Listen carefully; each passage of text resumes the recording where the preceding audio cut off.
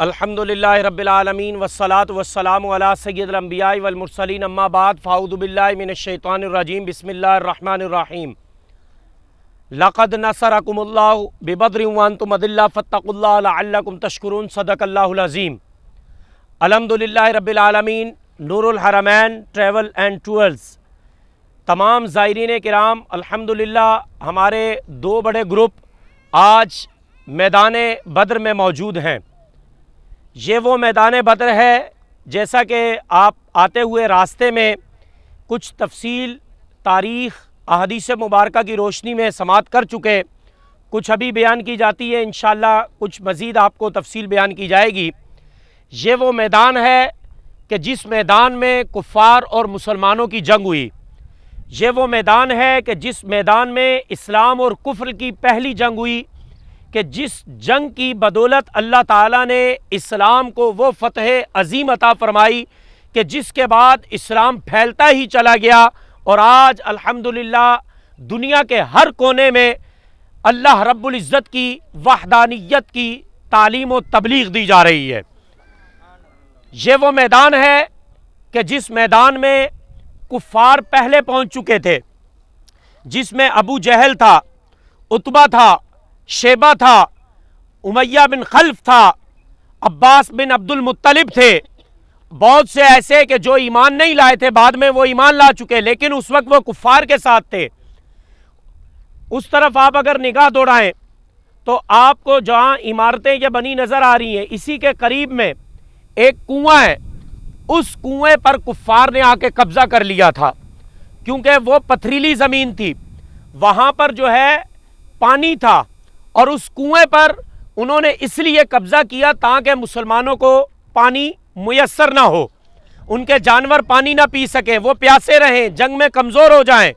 مسلمانوں کو کمزور کرنے کی سازش کی گئی۔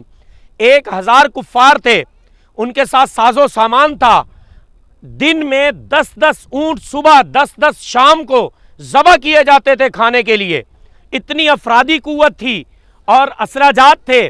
لیکن یہ وہ جگہ ہے کہ جہاں پر مسلمان تھے، جہاں پر ریتلی زمین تھی، جہاں پر جو ہے اگر قدم رکھا جاتا تو پاؤں دھس جاتا تھا، جانور اگر کھڑے ہوتے تو پاؤں دھس جاتا تھا۔ نبی پاک علیہ الصلوۃ والسلام کی بارگاہ میں صحابہ کرام نے عرض کی، یا رسول اللہ صلی اللہ علیہ وسلم، رب ذوالجلال سے آپ دعا فرمائیں۔ یہ دیکھیے، یہ وہ مسجد عریش ہے، آقا علیہ الصلوۃ والسلام کے لیے یہاں پر ایک خیمہ لگایا گیا تھا جو کھجور کے تنوں سے بنا ہوا تھا۔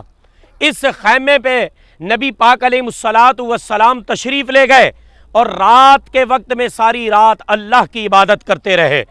17 رمضان المبارک کی وہ شب تھی، 12 رمضان المبارک کو مدینہ سے روانگی ہوئی، 17 کو وہ جنگ ہوئی، میدان بدر سجا۔ اس رات میں آقا علیہ الصلوۃ والسلام نے رب ذوالجلال سے اتنی دعائیں مانگی، اتنا روئے، گڑ گڑائے، کس لیے؟ اس امت کے لیے گڑ گڑائے کہ مولا اگر آج تو نے فتح عطا نہ کی تو قیامت تک تیرا نام لینے والا کوئی نہ ہوگا۔ اے اللہ، جو تو نے وعدہ ہم سے کیا ہے اس وعدے کو تو پورا فرما دے۔ نبی پاک علیہ الصلوۃ والسلام کے دوش مبارک سے چادر نیچے گر گئی دعا کرتے، حضرت صدیق اکبر رضی اللہ تعالیٰ عنہ نے وہ چادر اٹھا کر ڈالی، عرض گزار ہوئے، یا رسول اللہ صلی اللہ علیہ وسلم، آپ کا رب آپ کو مایوس نہیں فرمائے گا، جو وعدہ آپ کے رب نے کیا ہے آپ کا رب اس وعدے کو ضرور پورا فرمائے گا۔ نبی پاک علیہ الصلوۃ والسلام جب صبح ہوئی، فجر کی نماز ادا ہوئی، یہی وہ میدان تھا جہاں صحابہ کرام کی صفوں کو سیدھا کیا۔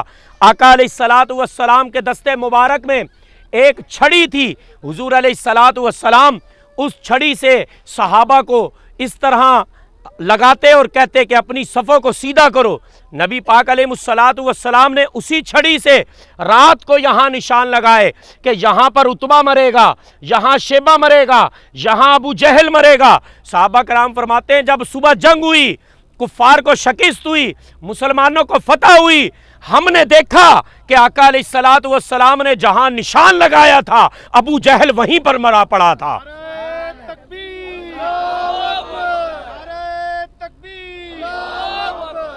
اور پھر آقا علیہ الصلوۃ والسلام نے، یہ دیکھیے ایک ٹیلا، کامران بھائی ذرا دکھائیے گا ناظرین کرام کو، یہ آپ کو چھوٹا سا ٹیلا نظر آ رہا ہے، یہ چکور ٹینکی بنی ہوئی ہے، اس کے برابر میں یہی وہ جگہ ہے کہ جہاں پر گڑھا کھودا گیا، 70 کافر قتل کیے گئے تھے، 70 کافروں کو ایک ہی کھڈے کے اندر ڈالا گیا تھا، اور جب اس کھڈے کو بند کیا تو نبی پاک علیہ الصلوۃ والسلام نے فرمایا، ابو جہل، اے عتبہ، اے شیبہ، تمہیں اللہ کی وحدانیت کی دعوت دی گئی تھی، تم نے نہ مانا، اب دیکھا تمہارے رب نے تمہارا کیا انجام کیا۔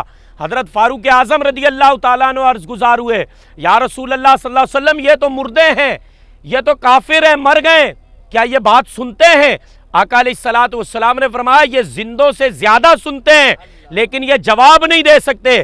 یہاں پر میں ایک عقیدہ بھی بیان کرتا چلوں، ایک کافر ہے، گستاخ رسول ہے، بے ادب ہے، وہ جب مرنے کے بعد سن سکتا ہے تو ہم دنیا کے کسی کونے سے بھی پکارے، نبی پاک علیہ الصلوۃ والسلام مدینہ طیبہ میں آرام فرماتے ہوئے اپنی امتیوں کی فریادوں کو سن سکتے ہیں۔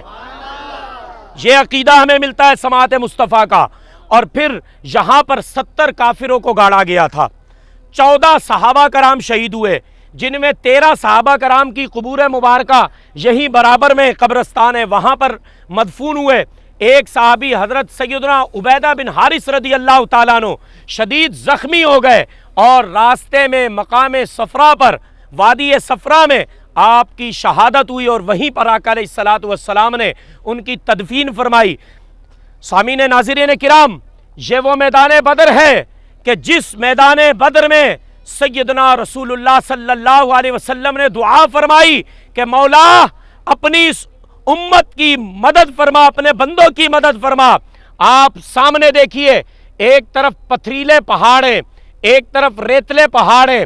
یہ جو ریتلے پہاڑ ہیں، یہ وہ ریت ہے، یہ وہ جگہ ہے جہاں رب ذوالجلال نے بِثَلَاثَةِ آلَافٍ مِّنَ الْمَلَائِكَةِ مُنزَلِينَ، بھی ایک جگہ فرمایا بِخَمْسَةِ آلَافٍ مِّنَ الْمَلَائِكَةِ مُصَوِّمِينَ، کہ جہاں رب ذوالجلال نے پہلے 1000 فرشتوں کو نازل کیا، پھر 3000 فرشتوں کو اتارا، پھر 5000 فرشتوں کو اتارا۔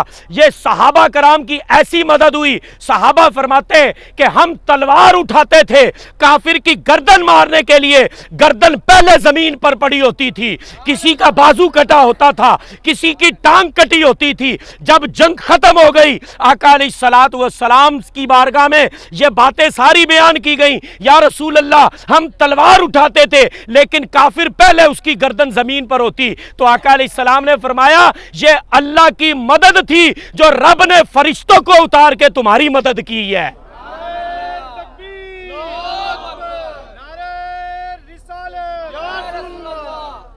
تو سامعین کرام، یہ وہ میدان بدر ہے۔ آج ہم یہاں پر کس لیے آئے؟ ہم نے دین کے لیے کیا کیا ہے؟ صحابہ نے تو اپنی جانیں دی ہیں، صحابہ نے تو اپنا